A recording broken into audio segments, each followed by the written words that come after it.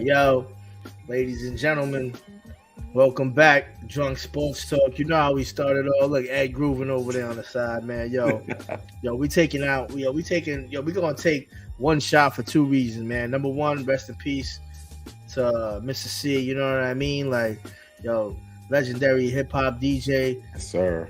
You know what I mean? Yo, R.I.P. homie. Yo, this one goes out for you. And the other, Cash is not here, so we're gonna hold this one down, man, ladies and gentlemen.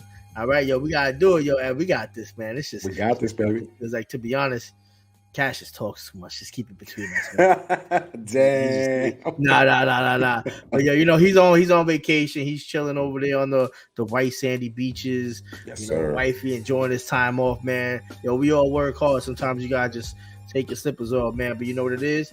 Yo, this shot goes out to that. You heard? You heard. Salute. Woo! That felt good, baby. All right. Yo, welcome everybody back to another episode of Drunk Sports Talk. You know, the voice of the streets. All right, man. Yo, what's good, Ed, man? How you doing, man? Chilling? I'm feeling good, feeling great. How are you, my bro? Yo, man, I'm good, man. You know what I mean? I'm alive for another day, but every time I do this podcast, it feels like great energy and shit. Hell yeah. You already know you got 2/3 of a brick, Panero and Kiss out here. But Cass said he ain't Chic Luke, so. Yo, Yo, man, he want all the spotlight. That fucking guy. Damn. Man, I don't even mind it. That's my brother, man. You heard? Yo, word up. Yo, Cash, man, when you hear this episode, I hope you're having a blessed time, brother. I hope you're rooting for the Knicks just like we are. I know you're watching the game over there on a cruise ship with your feet laid back. You know what I mean? In a bottle of something with a straw of something, drinking something. I would hope so. It's drunk sports talk, bro. Not getting your man card reprimanded, bro, when you come back. My man was hitting us up at 9 a.m. saying, "Yo, I'm fucked up." I'm like, "Damn, son." I didn't even know you were living life. I didn't even have breakfast yet. And homie was like, I was twisted. I was like, damn, bro. Like, I contemplated. I was like, yo, should I drink a beer too? Like, I don't know, man. He got me hyped. I thought he was like in Europe, a different time zone and shit. I'm over here wiping the coal out my eye. I'm like, yo, he drunk at 9 a.m. Yo, where he at right now? Word up. Salute to Cash, man. He's the OG. You already know what it is, man. Yes, sir. Yo, man, but he was even tuning in onto the chats, man. So, we definitely gonna get into some Knicks today. We definitely gonna get into some little bit of Giants.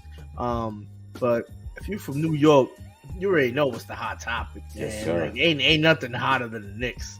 Ain't nothing hotter than the Knicks right now, and especially two outings that they just had against the Bucks and the Bulls, and how the placing is gonna be between, just the division alone between second to damn near sixth place is ridiculous. I'm loving it. You got JB out here, Boogeyman Brunson balling out back-to-back 40-plus games. Yo, Jalen Brunson is the third Knick player in history with 10 40-point games in a season behind Bernard King and Pat Ewing. So those are two legendary Knicks. He already cemented his legacy as a Knick, baby, and I'm loving it. I know I'm wearing I'm wearing the orange and blue, and you say, yo, you don't want to jinx it. That's why you ain't rocking the orange and blue.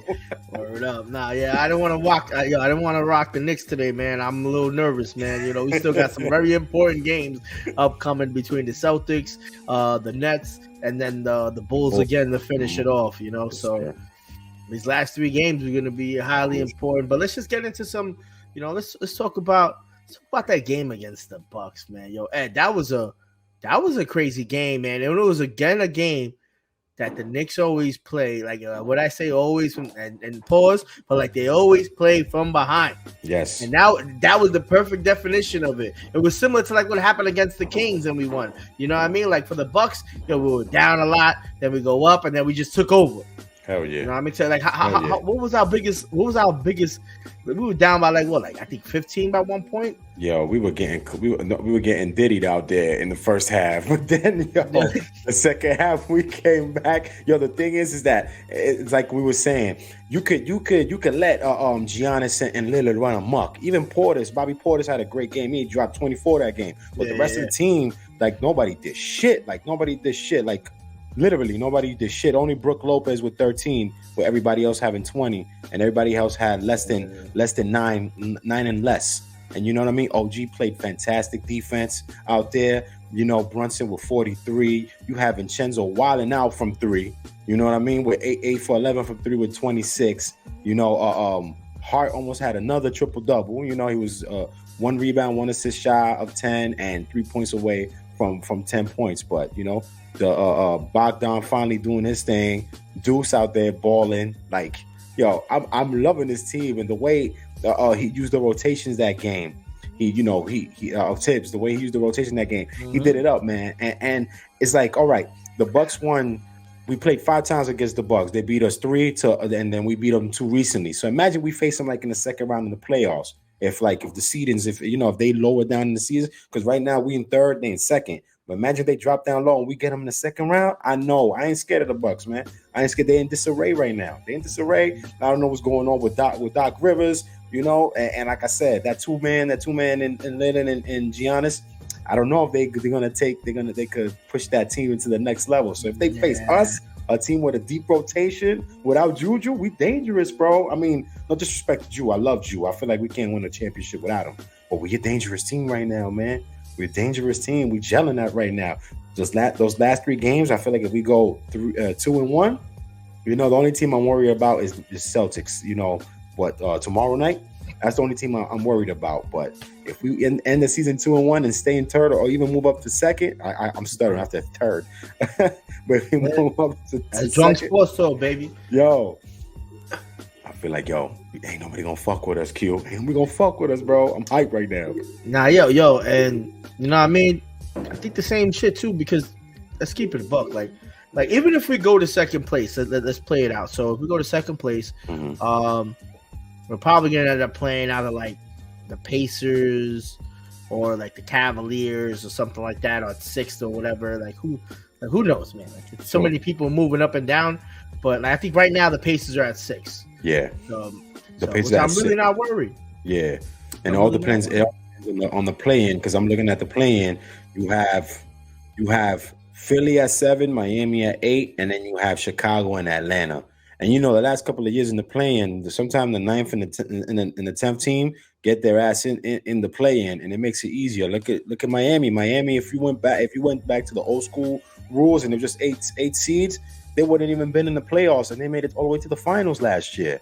So if we get like a Chicago team or even Atlanta without Trae Young, because I think his hand is still fucked up or something like that. I don't know the extent of his injury. It could be a smooth path for us to the Eastern Conference Finals, man. Even if it's the Sixers, I know they're talking about they want to beat back. They hopefully get a beat back really soon. Mm-hmm. We beat the Sixers with and without a beat. Yes. I'm really not nervous about the Sixers, man. Like that team's in turmoil, man. And I already saw an article talking about like Hartenstein and Mitchell Robinson. They are the best duo center. You haven't seen this type of 2 centers one center coming off the bench and who used to be a starter. Mm-hmm. You haven't really seen something like this. And I don't mean to compare them to like the Twin Towers, like Tim Duncan and David Robinson, but because they're obviously on the same floor at the same time. Mm-hmm. But you don't really have that. Like when Portis goes to the bench or Porzingis goes to the bench and B goes to the bench, when Jokic goes to the bench, you ain't got another high caliber guy who can still go out there and run amok and give you 15 rebounds and possibly a couple of points, and defend like a monster. Like you don't have that tandem of centers. Yes. In the NBA. Forget the Eastern Conference, just in general in the NBA at all. I don't care what team that you probably name. I don't see any of them. Right. It's ridiculous, man, like what we have. And this is why I wanted it to be our year, but unfortunately we don't have Julius Randle. Mm-hmm. But I still think eventually, I don't know, call me crazy, I think we could win without him. I think we could win without him.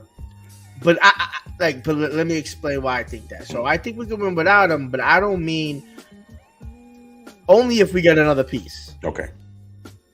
So we still need another piece regardless, because I think even if we do have him, I don't know what the dependability is always going to be. True that.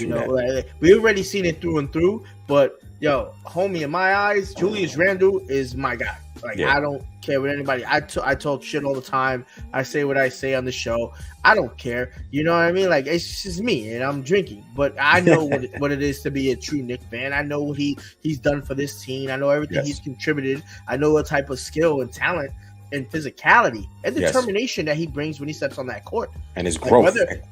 Exactly, and his growth. Like, he didn't grow until he got to the Knicks. Yes, and I love that. I'm sorry to cut you off. I love that he said in a recent interview that the reason why he chose the Knicks because nobody was coming over here. He had that Mamba mentality. You know, he played with Kobe his first couple of years. You know, his rookie year, first couple of years in the league before Kobe retired. And he said, I used that Mamba mentality and come to the Knicks. And I mentioned growth because he was playing bully ball, what he was always known for, bully ball, back to the basket, getting his shot mid range. Wasn't settling for the three, double machine, you know, took a step back to Boogeyman Brunson. And you could tell this team was heading places. And then when you add a piece like OG at the deadline, then you add a Burks and Bogdanovic.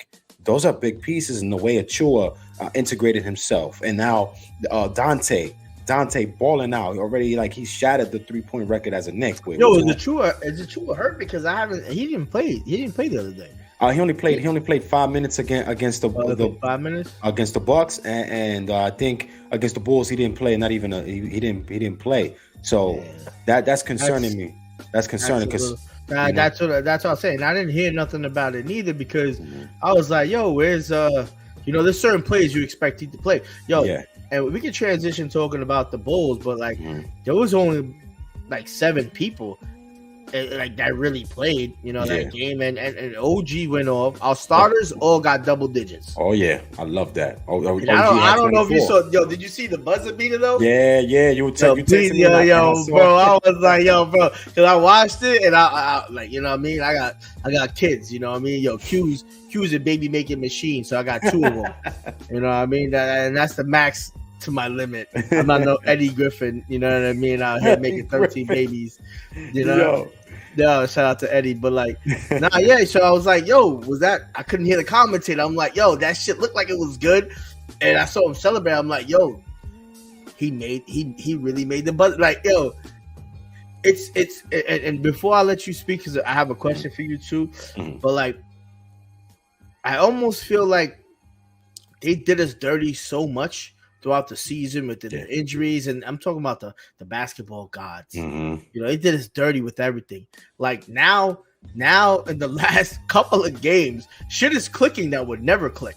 Yes. Like fouls are still not being called, because Josh Hart went to the rim yesterday, and he went through like 4 bodies and made the layup, man. Like that dude is too strong for people, but they don't call nothing. And I understand frustration, but he still went back to the other side. But it's starting to almost go back on the outside of the court, no pun intended.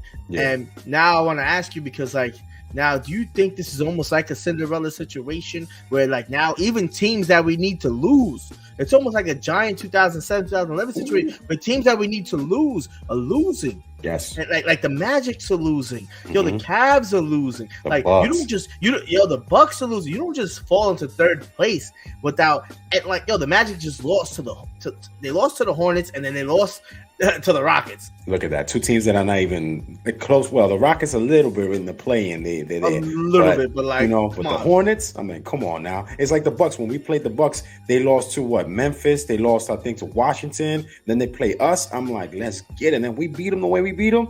Yo, bro, I agree. I think it is like a Cinderella type season because, we were bummed when we lost Julius and then OG, and then we didn't know how long it was going to take. We went from highest to highs in the month of January to the lowest to lows. You know what I mean? In the month of March, late February, March, because we were losing games. We were like, damn. Remember, even when we went to the Garden in March, we were like, yo, do we really want to go?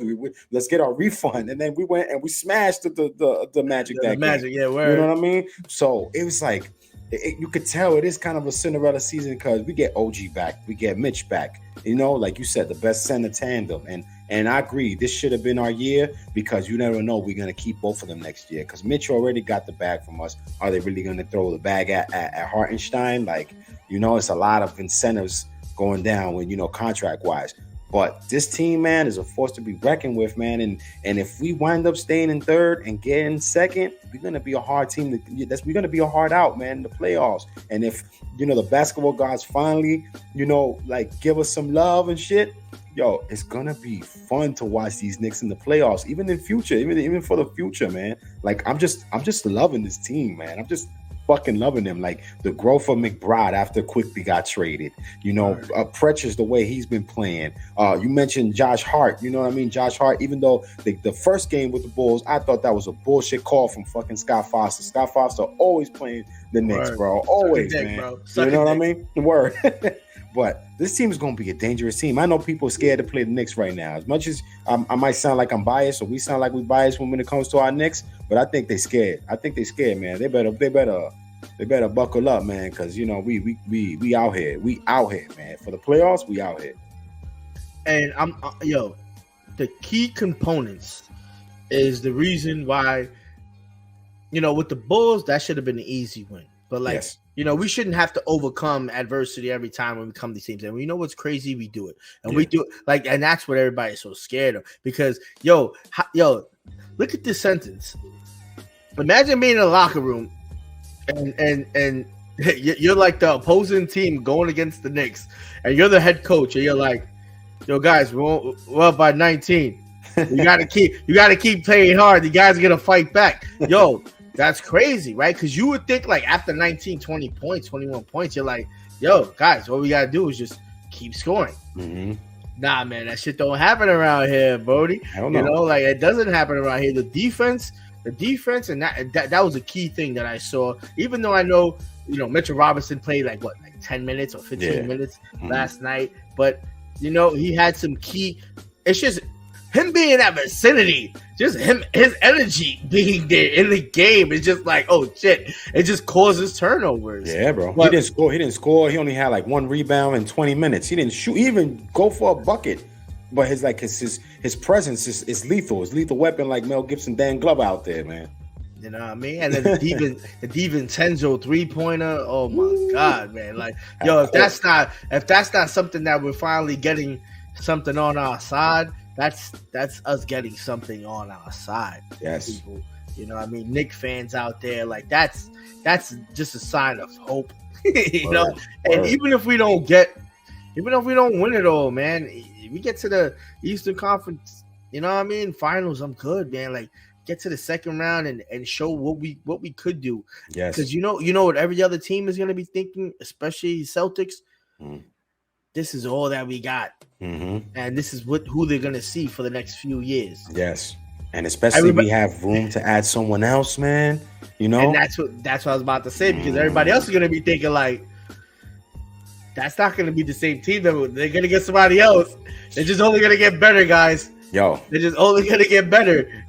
That gets me so hyped, bro. And you sent it to the thread the other day that we've been talking about Spider Mitchell for a long time. And they said the Cavs might not bring him back. He might just go into free agency, something we've been hoping for a long time. If they let that man walk through the door and he signs for us for nothing, and we still have all that draft capital, this is just wishful thinking.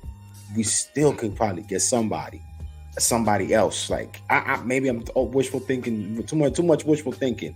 But I don't know what's going to happen. I'm just so hype about this team right now. Like, super duper high. I don't even know what to say, bro. I don't even know what to do with my hands. I'm like Ricky Bobby. I don't know what to do with my hands right now. Well, before we talk about all the hype in the future, let's talk about because we talked about that they still need a couple of games, right? Yes. They still got to face probably the who everybody says the best team in the Celtics. Did the Bucks meet them the other day? I know the Bucks was up, and to be honest, I don't know if they actually. I don't even know. Let me see. I'll check you right. I got it right here. Let me see. Did the Bucks? No, the Bucks won. Yeah, the Bucks won 104-91. Yo, they've been the Bucks won by 13. So yeah. Yeah, go ahead. My bad. That's something we gotta notice. But I think we need to let people know certain things that the Knicks need to continue to do. Yeah. And we already know OG does he like when he's on the court, what is he Mhm. like 17-3 with the Knicks? Like the Knicks are 17-3 with that man on the court. Yes, Whether sir. he's scoring or not, that's crazy. Like, because even if he don't, you know what I mean? Like, he had a really good game against the Bulls, but you don't really expect OG to shoot 4 from 8 for the 3-pointer. You know what I mean? Like that's not what you expect. And drop You know 24. what I mean? He's not a, I'm gonna get 24 points a night kind of guy. He's like 10 to 15 points. Yo, he's slamming it on dudes. But the quick 3 points. We talk about future rumors that I heard the other day was about the what's it called? We gotta hit the free throws. We only missed 1 free throw that game. Yeah. Against the Bulls. Mm-hmm. That's phenomenal. We shot from 3-pointers. What we shot? We shot 47%, if I'm not mistaken. Yeah. And from the overall field goal, like, that's what we need to do as a team. Like, we didn't even have more rebounds than the Bulls. We didn't have, we had just the same amount of turnovers. Yeah. But we kept that control. Like, you know what I mean? And Ed, I want to hear your opinion because I'm hearing that we're trying to get they're saying that the draft capital, you know what I mean? They're saying they're really trying to get Mikal Bridges, man. Ooh. So I'm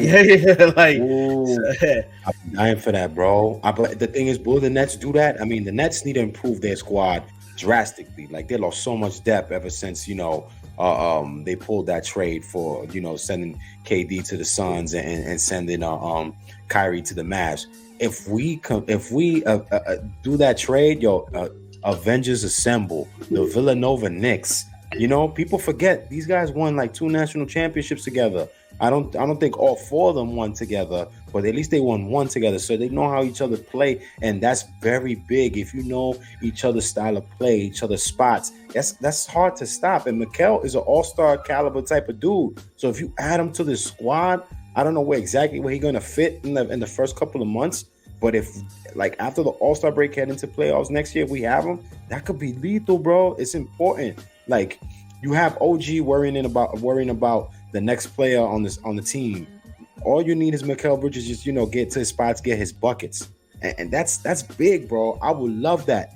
And you add a Mikal Bridges with the draft capital, and then we get a Donovan Mitchell. Like, I mean, maybe I'm creating my own 2K team in my head. The reason why I brought that up because you was already saying it, so I'm like, I wanted you to tell yourself that you was creating an NBA dream team. I'm sorry, I do that too much. I'll be like, imagine we get this guy. Yo, I'll be putting everybody on my 2K team. Shit. But we can always drop back down to earth, and we can. You know what I mean? We handle with this Knicks team that we have right now. And I think we're in a way better spot right now. All of our players have improved. Mm-hmm. Hardenstein's improved. Yes. Josh Hart's improved. Yes. Dante DiVincenzo was a great pickup. Yes. Brunson super improved. Forget about it. McBride really surprised me, man. Mm-hmm. Like, I didn't really see that in him. He still needs some work. Yes. But he's a work that I'm really I'm willing to progress with. Like, he didn't show me like what I saw in Kevin Knox. Mm-hmm. He didn't show me what I saw when we got Evan Fournier. Like, just one type of players, Frank Ntilikina. What? Yeah, Frank Ntilikina. You know what I mean? What's the other guy that we ended up getting? Oh shit. I'll be forgetting all those bombs. You know what I mean? But and Quentin I don't Grimes. even call him, Quentin Grimes. You know what I mean? Like, exactly. That was the dude I was thinking of. He progressed quicker than Quentin Grimes did in 2 years. Yes. In a matter of 10 games. Yes, that is so true. And as much as we miss IQ, I love the IQ. Us New Yorkers, we love quickly. We needed that to happen so his growth could happen. And it's been a big part. He's had some great games. The last 2 games, but it's good to see this kid grow, and it's good that he knows the system. He's a great defensive guy. He has a wingspan. That's unexpected for a guard. If he's a streaky shooter, but when he's on. And heading into the playoffs, we're gonna need that guy. We're gonna need McBride. Like, I just love where this team is heading. And I just can't wait for the playoffs to start. I want these last games to finish already. I want it to be Sunday the 14th already, so we can start the playoffs, man. We gotta watch that together. Drunk Sports gonna be together watching that shit together. Word up, man. Obviously not in the Garden because it's too expensive. Word up. And I think the last two games against the Nets, maybe the last two games in between the Nets and Bulls probably be cheap because those teams. Well, the Nets won because they ain't going nowhere. But the Bulls game probably be a little bit expensive. But if we go 2-1, we could probably stay in the third, move up to second, depending on the Bucks and how they want to play. I don't know, man. I got two questions, man. Before we leave this, I want your opinion on two subjects before we leave this Knicks talk. Let's get it. And the first one, let me start it off on somebody who I personally didn't give too much credit, but I want your opinion first, man. Do you think it's even possible for Tibbs to be considered Coach of the Year this year? You know what? I was very hard on Thibodeau for a while now this season. I even said this was the year to Thibodeau, and I even blamed them for certain injuries on certain players. But with that being said, I wouldn't mind. I would love it if he gets Coach of the Year. I doubt that he'll get it, but if he does get it, I wouldn't be mad at all because he changed his coaching style so much from being a guy that never played the young guys to now playing these young guys. And now you're seeing that he has the personnel that he wants on this Knicks team. And that's a big part. So, if he wins, I'll love it. And he'll be well-deserved because staying relevant after all those injuries, after a horrible February and March, you know what I mean? I think it's well deserved now. If you look at it like late season, how you saw this late season push, I think he'll get it. I think he deserves it. I always loved Tibbs, but I was just iffy on him here and there. You always want to point the finger for the blame for someone, but yeah, man, fuck it. Tibbs, let's get it, man. New Yorker, man, all day through and through. Let's get it. If Tibbs get it, I'll celebrate him. I'll look for him and drink a shot with him. So, yeah, word. I can't really. There's a ton of great coaches out there. I don't really see any of them who had to deal with more trials and tribulations than the Knicks. No, we were left dead in the water, bro. After losing, we didn't have nothing. And what's crazy? All the injuries happened right after the free agency ended. It's like, dude, now here you go. That's what you got to deal with now. You got to deal with OG being hurt. You got to deal with Randall being hurt. Mitchell was out too. Mitchell was out from before that even happened. Mm-hmm. You know what I mean? Brunson was here and there. It almost, and the reason I would say that he should, and this is not me being biased, only because you see what a good leader is when you put them in situations like that.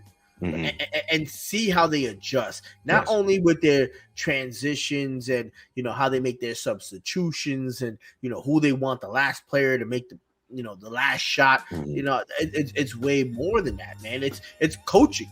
He did something to a young team that he had to still convince these guys. So he kept their will to win at a very high level. That's why they were playing like that. Because how many games did Josh Hart had to play damn near the whole game, or Brunson damn near played the whole game, even DiVincenzo at one point. Mm-hmm. And then you started seeing them all right, hold on, but it's that will to win, man. And that's why he probably did that against the Bulls, because he only played about 7 or 8 players. He needed to win that game. But when you need to win, you got to put your need to win players out there. I agree. That's great situational basketball, man.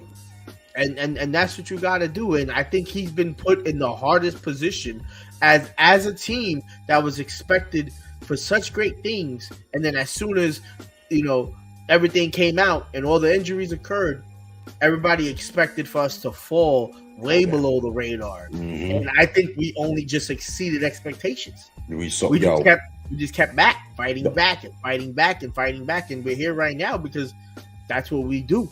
Yep. The old school Knicks, maybe 15 years back, we would have thrown in the towel. Maybe 20 years back, we probably would have thrown in the towel. But this Knicks team just feel different from the management, with Dolan taking a step back and him not dealing with him and his drama, to Leon Rose, to World Wide West, to Thibodeau, to the players, the personnel. They're playing great. And I agree with you This is just a great feel for this team, and it's only up from here, man. Like you said it best on the thread, is like even if we stay with the third seed, at least we see that we're progressing. We're not staying 4 or 5. The last couple of years we made the playoffs. Third, it might to other people might not sound like a big deal, but to us it is, because we seeing the growth, we seeing the progression, we seeing the bright lights of us soon holding up that Lombardi, man.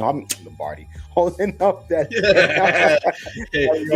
you probably thinking of you know what I mean. You probably thinking of the Giants not really doing much, but I know you're a Jet fan. We'll talk about them. Talk about those guys later. But this team, man, this team is bright, man, and I'm loving it. I'm loving the way they playing all year round. It's like you said, they thought we were dead in the water. We were gonna fall down to like playing. Even myself, I was like, shit, we're gonna fall into a playing. After losing 3 big stars, 3 starters, as a matter of fact, and we kept on playing night in and night out, giving our best. Even in games that we were down by 15, 20, we found ways to come back and win these games that were intricate games, and beating great teams along the way. And that's very important for this Knicks team heading into the playoffs. Yeah, man. So let's see what happens. Let's see how if we had referees seeing who the fucking coach of the year would be, it will definitely be not Tibbs. Word. Right? But, now that's another thing. We got to look at the referees now. Like who's refereeing what game? If we see Scott Foster or Malloy, I'll be like, nah, we lost those games, bro. That's word. Yeah, there's people, you know what I mean? That could be a topic for another day, but I don't want to get into gambling because we're not sponsored by nobody. but like just real quick off topic, there's people who do that, because I don't really gamble too much, but there's people who gamble based off of who's refereeing. They see who's going to referee the teams that they're playing against. There's even a record against those referees against the team that they're refereeing. Mm-hmm. You know what I mean? So they put all that to the trajectory, and I'm pretty sure Foster shit. Like you said again, you had me dying, how you a player got a fucking record against my man Chris Paul got a season and playoff record against a ref. Like, come on now, something's up. Like, I know people not liking each other in certain professions, but come on now, that's crazy. My last question, man. Like, and it's not even a question; it's more of a question. But Jalen Brunson, oof. Right? We saw him wilding out, man. Like, he's just straight up balling. We seen him improve.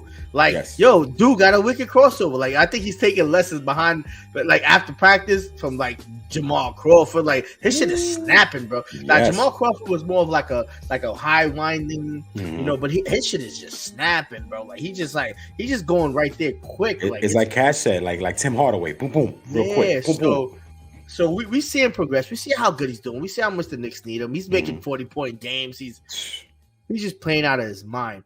If not this year, just in your opinion, do you ever see him becoming an MVP style caliber player? Hell yeah. Winning MVP? Hell yeah. I mean, come on now. Like, he went from averaging 16.8 to averaging 28.4. Like, that jump is big, and being a leader, like at the point guard position, that we don't see a lot of leaders at the point guard position, like that, like we used to, like, or especially like this year, only like Shea Gilchrist, and stuff like that. Yeah. But hell yeah, I see him MVP. If it wasn't for how the Thunder and Gilchrist is playing this year, I was voting for him certified MVP this year. And if it doesn't happen this year, next year everybody better watch out, because Boogeyman Brunson, he coming, man. Whoa, no Diddy. He coming after everybody in the league next year, man. He coming for the rapture next year, man. He ain't playing. Man. This kid is not playing. Everybody doubted him and everything. You know what I mean? But he's showing everybody that he came over here, not only did he come over here on a friendly deal, he came over here to make this team a franchise winner, to be a franchise winner, rather. And that's big, man. Like, 28.4, 6.7 rebounds. Let me see. He's averaging 47 from the field, 40% from 3. That's big, bro. That's important for us moving forward. With this guy, like, leading the group, I put it no doubt that he's MVP. I put it no doubt in my mind. Without a shadow of a doubt, he's an MVP. It would be It would be interesting. It would be interesting to see, man. Yo, the last MVP we had was what, like Willis Reed in like the 70s? 60s, 70s? I mean, come on Yeah, now. 70. Yeah, it's like 70. So it's like damn near since we won a championship. I think that was like the first one they won. That's probably the first because they won 69 and 72, right? If I'm not mistaken. So they won 69-70 that season and the 72-73 season. They went to the finals in 72, but lost to the Lakers. Yeah. So they won 69 and 72. So you know what I mean? It's this guy is looking out. He's out here to break some fucking records, bro. He's out. I feel like that's the type of determination. Don't just come here and just be like, nah, I'm good. You got to keep that guy around a little bit longer. And I feel like with the front management, the general office that we have, man, these guys are gonna figure out how to keep all these guys here to win championships. They're gonna get paid, you know, maybe not, you know, but we're gonna figure out something to do something with something. If that makes sense. No, that makes that makes perfect sense. If you know, you know. If you don't, then this is not the show for you. Word out. Yo, on that fact, man. Yo, on that matter, yo, let's fucking take this swig, man. Let's get it. Yo, to the New York Knicks, man. The Knicks, baby. I don't have Cash not here. My music guy's not here, so I don't know how to. We are the New York Knicks. I don't know. Like I said, we are the New York Knicks. I said, go New York, go New York, go New York, go New York. Before we go, I do gotta air out. We're not going nowhere, man. We gotta air out Stephen A. Smith because he's the fakest Knicks fan on planet Earth. He was confusing McBride with Grimes. Remember in that segment? How you confuse McBride with Grimes? And you're talking about you a Knicks fan. Never that, dog. Never that. Yo, bro. That being said, facts. Yo. We gotta take this shot. Yo, we still got more to talk about. Word up. We just taking this shot just for the Knicks, man, and for fake ass Knicks fans and coon ass Smith, man. Salute. Woo. Oh man, this is exciting. Hell yeah, bro. I love it, man. The playoffs need to start already. Playoff basketball is the best basketball, man. Yo, it really is, man. I remember, like, you know, I just remember, like, just looking forward to it when I wasn't following, like, you know, when the Knicks didn't even go to it. Like, I would still, like, watch playoff NBA basketball. Like, that shit is mad exciting. Like, they all played like how the Knicks played all year. They played mad hard, gritty, grimy. That's just gonna be. They're gonna have to get accustomed to that through the series, man. Yeah, man. That's something that we just know how to do, man. Yeah, that's our brand of basketball, baby. Word. But let's do a quick transition, listeners and people who are gonna be watching this at a later time. You know, I know me and Cash was on last week and we spoke a little bit about the Jets, you know. Now we gotta talk a little bit about the Giants. The G-Man. Couple of rumors going out there, ladies and gentlemen. Couple of rumors. Now, I don't know if this is gonna hurt the team.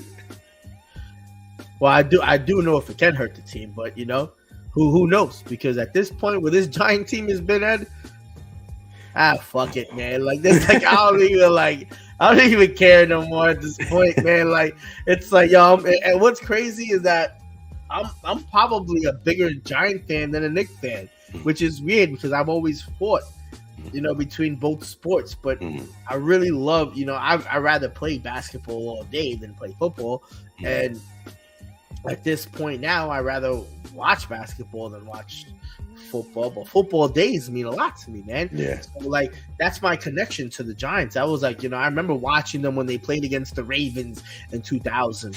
You know, I remember even them before that. You know, those Terry Collins days. But but like the late '90s is when I started getting into football, which is crazy. But I fell in love with it, you know, because they have like fantasy football. Like, there's a lot of things that football does to bring people together. I feel like the NBA doesn't do it as much, to be honest. Yeah. You know, but besides the fact, you know, the Knicks moving up. There's rumors that the Knicks may move up. Giants. I mean, yeah, my bad. See what happens? Drunk sports up, baby. Keep your kids away. All right. There's only grown man talk. All right. All right. So if the Giants, you know, what I mean, there's rumors that the Giants could be moving up. All right, and to be honest, we don't know. We don't even know who, because the first three is supposed to be picking quarterbacks. So at minimum, we have to get fourth. Now, like, I don't know if you've been following that, but like, do you think that's a right move that the Giants should be even making, considering, you know what I mean? Like, we know that the quarterback situation is definitely in shambles, and that an organization over there, man. I mean, it is in shambles. It's gonna be fun to see where this team is heading, because I know you and Cash been saying for a while this could be the it year for Daboll and Shane to prove what they got. I mean, they're heading into this draft with 6 picks, right? We have the 6th pick in the first round this year. You know, I know with the 6th pick, they're possibly going to draft the replacement for Daniel Jones, even after signing him to the 4-year, 45 million a year contract. Yeah, 160 mil extension, right? I want to see where they're going to go. Even though I'm still hearing rumblings that they're looking at Rome Odunze a lot at the wide receiver position. Yeah. So I'm very intrigued. The draft's only a couple weeks away, to be honest. It's this month, a couple weeks away. But I'm really intrigued where this Giant team is going to head. With this draft pick that they're going to pick is going to show the direction this franchise is heading, whether it's quarterback or receiver. Are they gonna trust or give Daniel Jones another shot? I feel like they're not. I feel like they're done. It showed it this season. Or are they going to draft his replacement and move forward? Or where's that going to leave Daniel Jones? Are they going to trade him? Are they going to play him this year and just let him walk? Like, I don't know. That's where I'm at with it. That's why I just want to see where they're heading. And this is the move that's going to show us as Giant fans, as football fans, where this franchise is heading at the end of the day. Yeah. You know, it's just, they need to get a quarterback. That's number one, man. We can't depend on Daniel Jones. We messed this up once.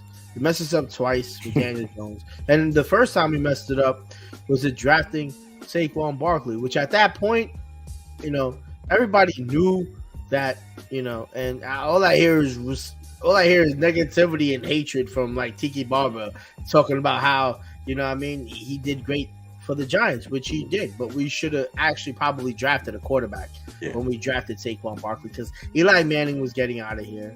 You know, there was a couple quarterbacks in that draft, but we drafted a superstar running back. To be honest, let's keep it a buck, man. We still had other moves that we could have probably made to get a better quarterback after Daniel Jones.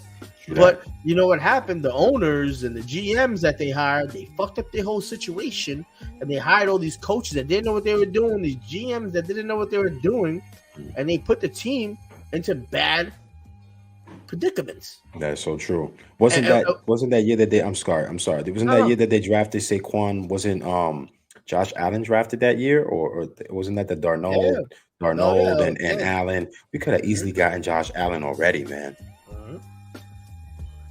And that would have been probably the game changer, you know. And as much as I'm a big fan of Saquon Barkley, likewise. And trust me, I never played football, but I'm one of those guys who tell you that running backs need to be paid more.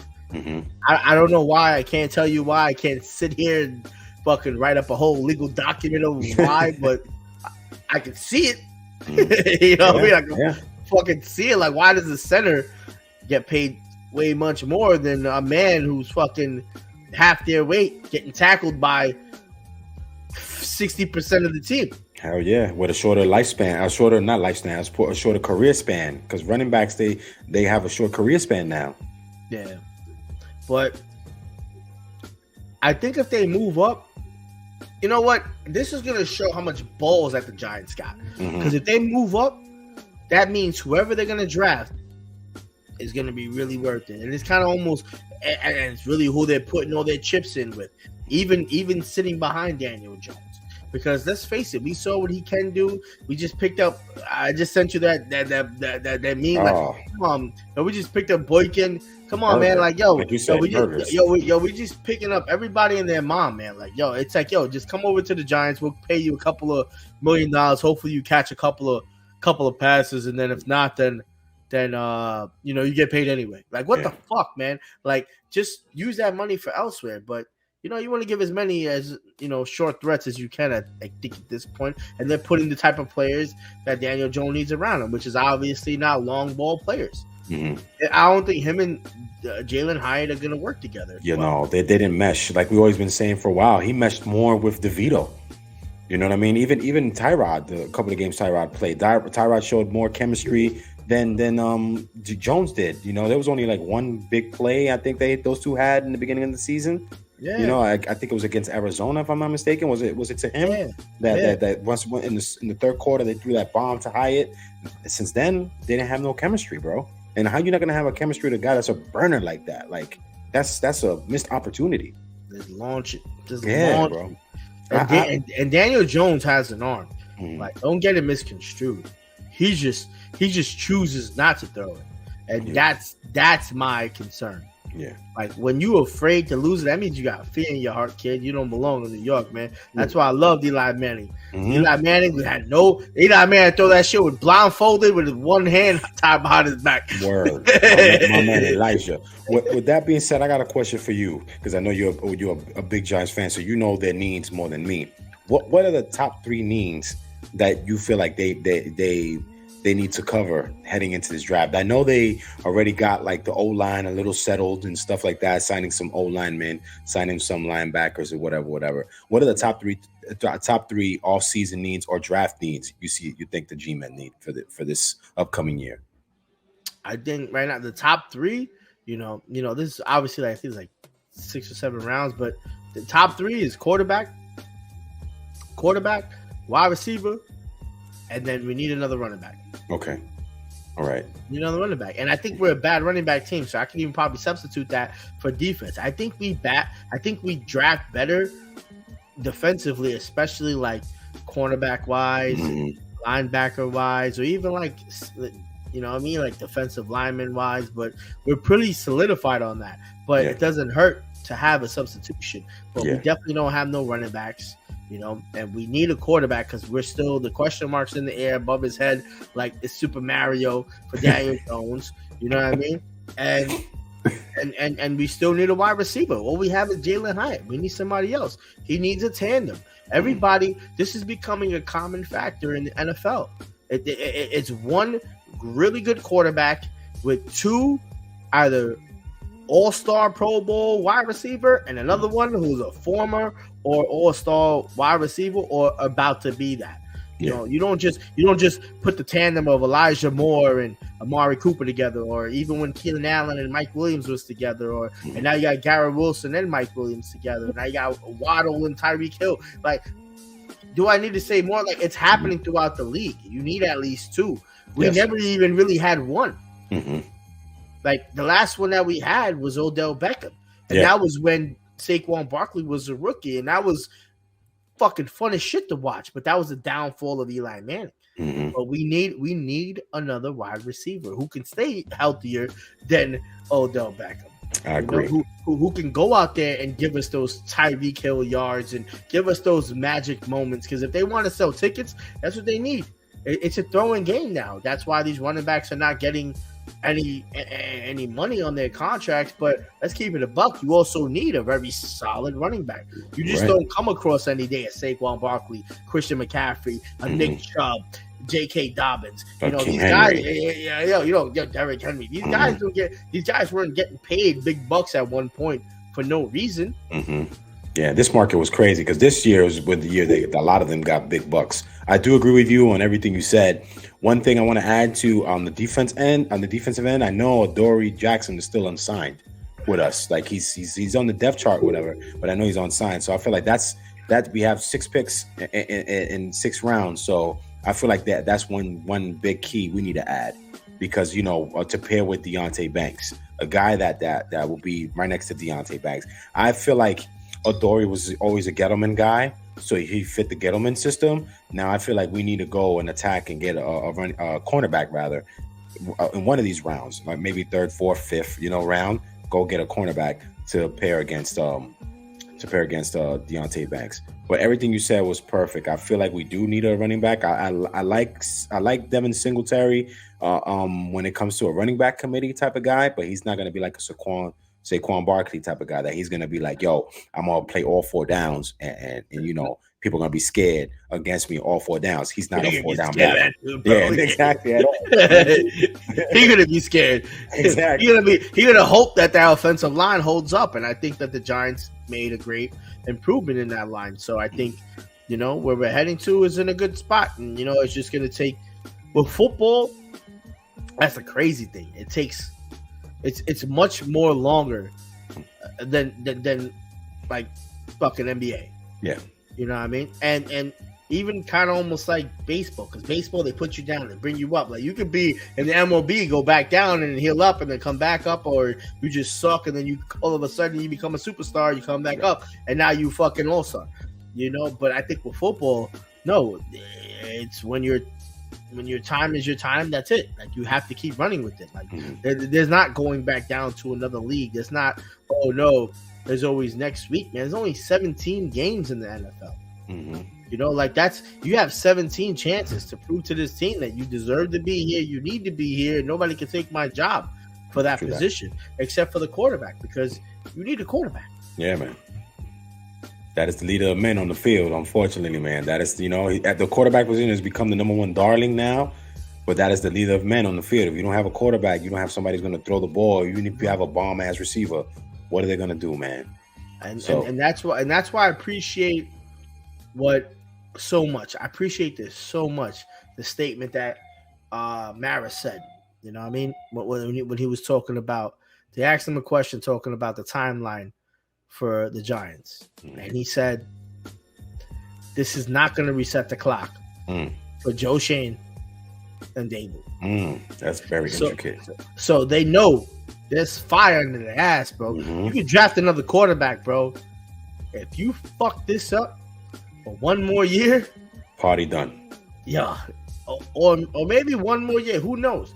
But he's not going to let you just draft one. He's not going to let you draft a quarterback, and all of a sudden you get to keep your job for 3 more years, because that's usually what people do. Yeah, the thing is, like, drafting quarterback is almost like job security in NFL. True that. And it's rare you could draft that one guy that's going to change your whole franchise. It's rare, and you have to be really lucky now. One thing, now that you mentioned Mara, I know he's been voicing his support for Daniel Jones. And in a recent report, I read that he's more interested in landing a number 1 receiver. So I don't know if Dable and Shane are going to go the Mara route, or they're going to say, yo, let us handle what we got to do. Let's just draft a quarterback, and then let's see what works on, or what happens, rather, how it develops from there. Yeah, because there's always free agents, man. You can always, and this is why I say, I understand you have to draft a quarterback, but I've seen multiple organizations, like the Vikings. When's the Vikings always make it there, but they never really drafted a number 1 quarterback. True that. You know what I mean?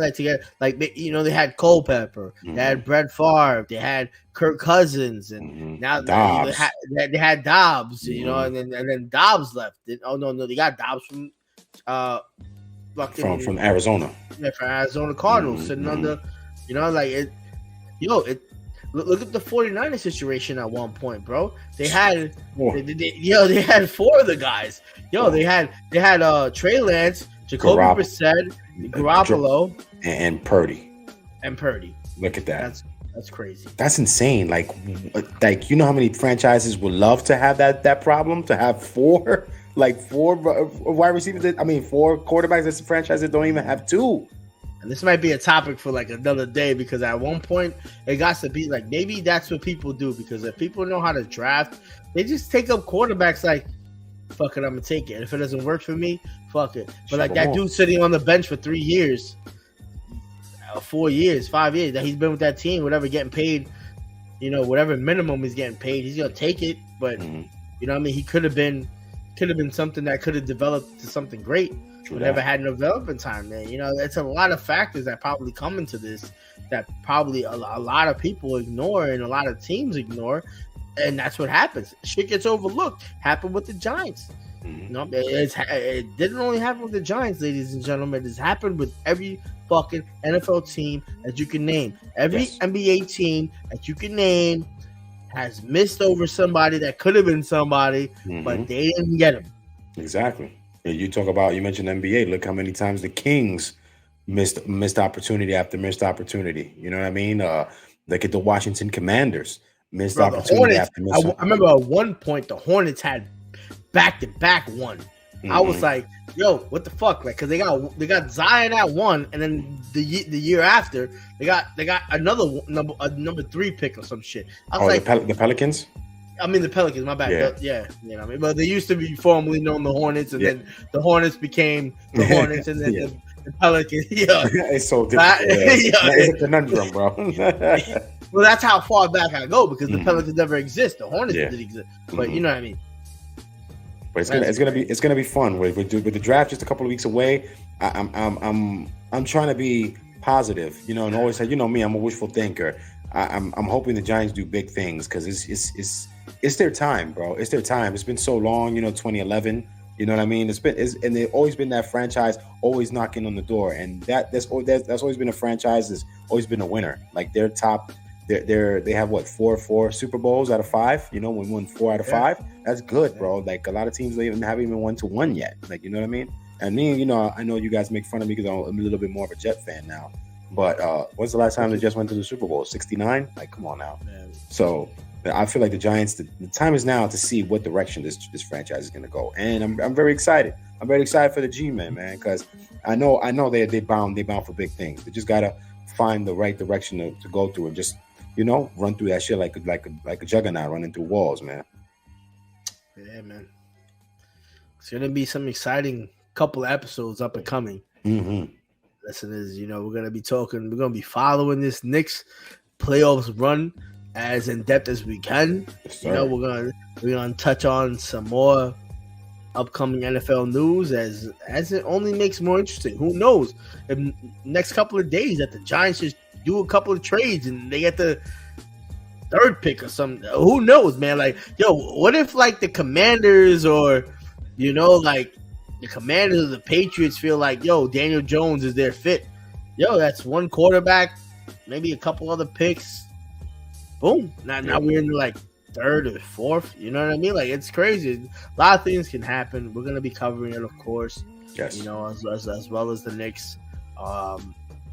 And you know that's what it is, man. You know, it's been a great night chilling with you, ladies and gentlemen. You as well, Ed. You know yes, what I mean? Sir, my brother Cash. I mean, my brother Q. My bad. Yeah, man. He's a spirit. He's a spirit. Yeah, he is a spirit, man. Yeah, guy, man. God, I'm so jealous right now. He's probably chilling, looking at the ocean, eating some good ass food, and we over here chilling with y'all, man. There's no other place I would rather be. Word up. Amen to that, yo. Man. With that being said, man, we're going to see y'all again for episode 36 on Friday. Y'all already know. We're going to give y'all, you know, a little preview of what's going to happen. And if, you know, we wind up playing the Celtics in the Eastern Conference Finals, because we play them tomorrow night, Thursday. So Friday, we're going to holler at y'all. With that being said, thank you for rocking with us. The voice of the streets, 2/3 of a brick, Q and Ed. You already know. Everybody who throwing shots at DST, you only get half a ball. SMD. Salud. Salud. Peace.